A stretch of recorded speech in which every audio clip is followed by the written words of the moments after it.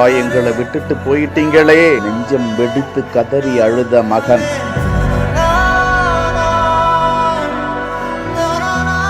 பதைக்க வைக்கும் சாலை விபத்து. மனைவியின் கண் முன்னே போன கணவரின் உயிர்.